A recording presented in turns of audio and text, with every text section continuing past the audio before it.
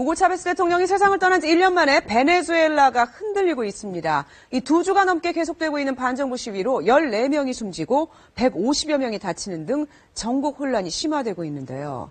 이 살인적인 인플레이션, 이 생필품의 절대 부족, 극심한 치안 불안 등 계속된 경제 사회난에 민심이 폭발했습니다. 하지만 그 저변에는 차베스 생전부터 지속돼 온 친정부 대 반정부, 반미 대 친미 세력 간의 뿌리 깊은 반목도 자리를 하고 있습니다. 남미의 브라질 특파원을 연결해서 상황을 알아보겠습니다. 박전식 특파원. 네, 상파울로입니다. 베네수엘라 시위가 3주차로 접어들었는데 시위가 수그러들기는커녕 오히려 장기화 조짐을 보이고 있군요. 네, 살인적인 물가와 생필품 부족으로 경제는 파탄 지경에 이른 데다 치안도 불안해지면서 국민들의 불만이 극에 달하고 있는데요. 대규모 반정부 시위가 그치지 않고 있습니다. 노조 지도자 출신인 마두로 대통령은 지난해 차베스 전 대통령이 숨진 뒤 대선을 통해 야권 후보를 간발의 차이로 누르고 당선됐습니다. 하지만 연간 56%까지 치솟는 살인적인 인플레이션을 해결하지는 못했습니다. 이 때문에 정부가 고정 환율로 억지로 통제하고 있지만 달러 가치는 암시장에서 천정부지로 치솟고 있습니다. 1달러당 6.3 볼리바르, 공식 환율의 무려 10배입니다.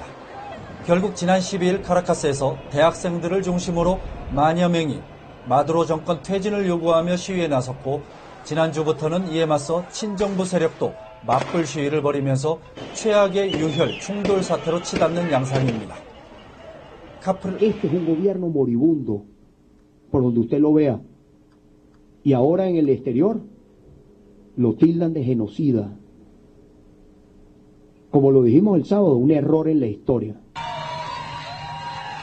다급해진 베네수엘라 정부, TV와 신문을 사실상 장악한 데 이어 SNS까지 규제를 강화하려는 움직임을 보였는데요.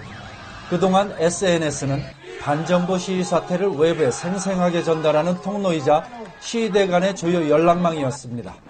브라질 언론에 따르면 베네수엘라 정부가 페이스북과 트위터를 일시 폐쇄한 사실이 드러나면서 시민들의 반발이 더욱 거세지고 있습니다. 시민들의 말 들어보시죠. Por Venezuela, por un país mejor, por eso estoy luchando, por eso. Mi mamá ni sabe que estoy aquí, sin embargo, me arriesgué por Venezuela. Venezuela necesita un mejor presidente, eso es lo que necesitamos, un cambio. 이런 반정부 시위에 친미 대 반미의 뿌리 깊은 갈등 구도가 작용하고 있다, 이런 분석도 있는데 당장 베네수엘라 정부의 미국과의 관계가 최근에 많이 악화되고 있죠. 네, 14년간 장기 집권했던 우고 차베스 전 대통령의 사망 이후 마두로 대통령은 차베스의 적통을 주장하면서 차베스의 정책과 반미주의까지 그대로 이어받았습니다. 현재 마두로는 이번 시위를 2002년 차베스 전 대통령이 미국이 지원한 군사 쿠데타로 며칠간 실각했던 사태에 빗대면서 미국 정부의 음모를 물리치기 위해 친정부 세력이 결집해야 한다고 강경하게 맞서고 있습니다. 마두로 대통령의 말 들어보시죠. Venezuela es víctima de un ataque de grupos de extrema derecha para desestabilizarnos, para llevarnos a una guerra civil, para derrocar al gobierno legítimo, para destruir la revolución bolivariana, con el apoyo de los factores de poder en los Estados Unidos.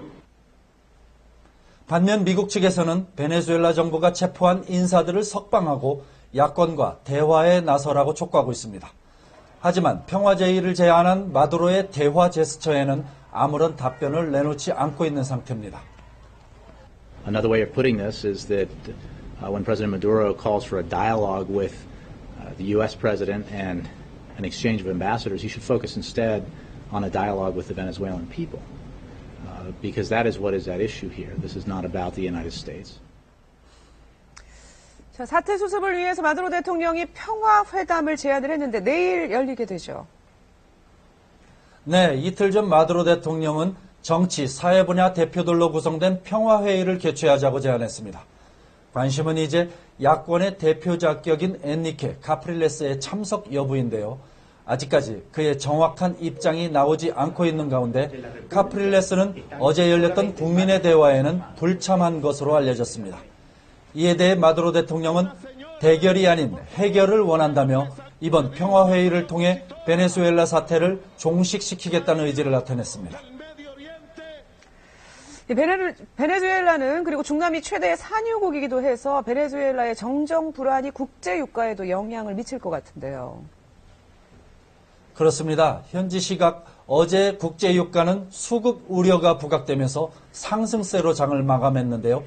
뉴욕 상업거래소에서 4월 인도분 서부 텍사스산 원유가 지난주 종가보다 1.9달러 오른 배럴당 102.82달러에서 거래를 마감했습니다. 시장에서는 지금의 혼란 사태가 지속될 경우 원유 공급에도 차질이 빚어질 수 있다며 우려의 목소리가 높아지고 있는 상태입니다. 지금까지 쌍팔로였습니다. 남미 브라질의 박전식 특파원이었습니다. 이 차베스의 정치적 적자로 대통령에 오른 마두로일지라도 경제 사회 문제에 대한 해법을 내놓지 못한다면 반미, 친서민, 친노동의 이런 구호만으로 전국을 수습하기는 쉽지 않아 보입니다.